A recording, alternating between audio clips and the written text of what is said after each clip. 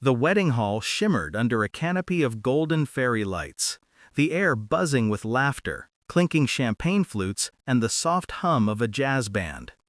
At the father's table, tucked in a quiet corner, she sat alone, her fingers nervously unraveling the edge of a silk napkin.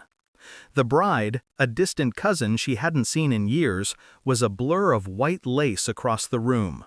Surrounded by strangers sharing inside jokes and toasting shared memories, she felt like a ghost at the celebration.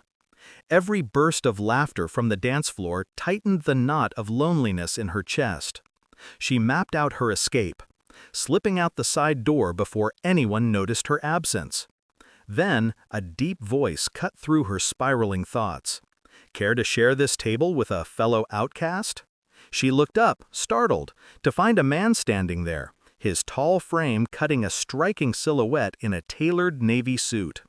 His eyes sparkled with a mix of mischief and warmth, and a faint smirk played on his lips. Before she could respond, he slid into the chair beside her, leaning in slightly. "I'm Ethan, by the way. Saw you looking like you were planning a heist to get out of here."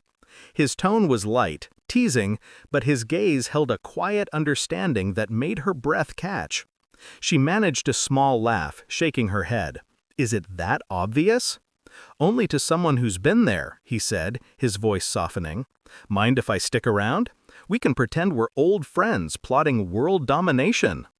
Her hesitation melted under his easy confidence, and she nodded, a spark of curiosity replacing her unease. They started talking about the over-the-top floral arrangements, the groom's questionable dance moves, and the mystery of why the cake had a tiny spaceship topper. His quick wit and sly observations drew her in, and soon she was laughing, really laughing, for the first time in months.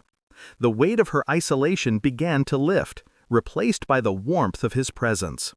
As the band struck up a lively swing tune, Ethan leaned closer, his arm draped casually over the back of her chair. "They're starting to stare," he whispered, his voice low and playful. "Let's give them a show." He nodded toward a group of guests whispering nearby, their eyes flickering with curiosity. Before she could overthink it, he reached for her hand, his touch light but deliberate. "Dance with me?" Her heart raced, but something in his steady gaze made her feel bold. She let him lead her to the dance floor, where he spun her gently into the rhythm. She wasn't a dancer, but his confidence guided her steps, and for a moment she forgot the crowd, the loneliness, the awkwardness of being out of place.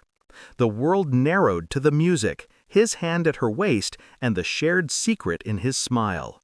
When the bride swept over, her eyes wide with delight, she exclaimed, "I had no idea you two knew each other."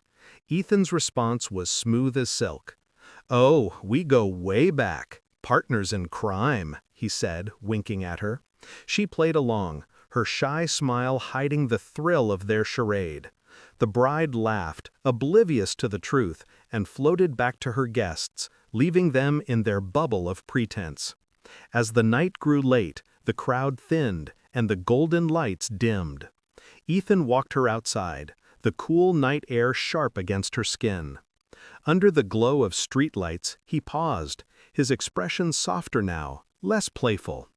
"You looked like you needed a lifeline tonight," he said simply, no trace of judgment in his voice. Her throat tightened, his words cutting through her defenses. "You didn't have to do that," she whispered, "but thank you." He shrugged, a half-smile tugging at his lips. "Seemed like the least I could do for my partner in crime." He extended his hand. "Ethan, officially." She took it, her fingers steady now in his warm grip. "Lila," she said, her voice stronger than she expected.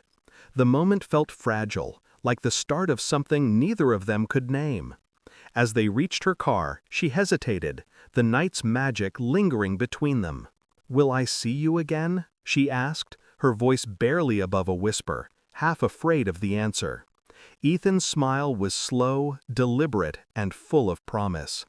"I'm not hard to find, Lila, especially for someone who knows how to pull off a heist." He scribbled something on a napkin from his pocket and slipped it into her hand. "A phone number. written with a flourish.